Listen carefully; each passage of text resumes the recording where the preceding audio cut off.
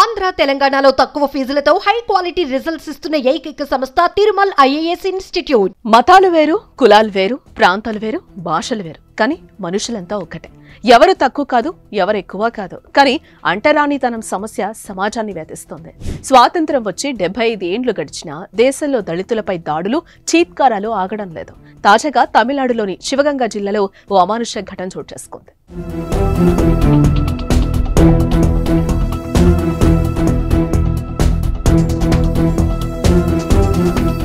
రాజ్యాంగం ప్రకారం ఎవరికి నచ్చినట్టు వారు బతికే హక్కుంది.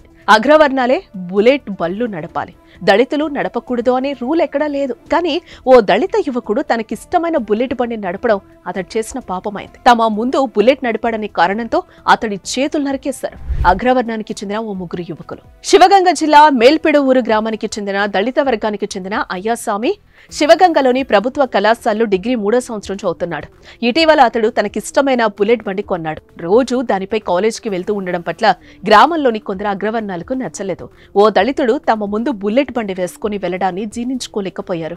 ఈ నేపథ్యంలో అయ్యాస్వామి బుధవారం కళాశాలకు బుల్లెట్ పై వెళ్తూ ఉండగా అతన్ని 3 అగ్రవర్ణాల యువకులు అడ్డుకున్నారు. కులం తక్కువోడివి, నువ్వు మా ముందే బండెక్కుతావా, నీకు బుల్లెట్ కావాల్సి వచ్చిందా అంటూ దాడి చేశారు. కత్తులతో ఆ యువకుడి 2 చేతులు నరికేశారు. అంతటితో ఆగలేదే.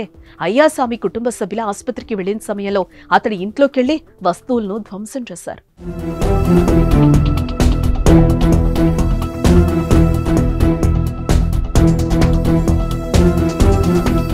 వినోద్, ఆది ఈశ్వరన్, వలరసు ఈ 3 కుల అహంకారంతో అయ్యాస్వామిపై దాడి చేసి అతడి చేతులను నరికేసింది.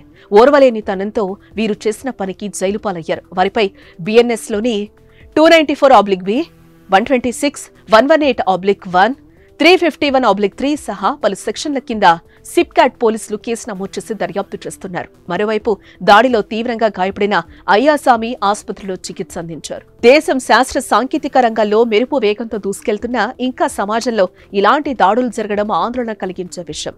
ఈ దాడిపై మీ అభిప్రాయాన్ని కామెంట్ చేయండి.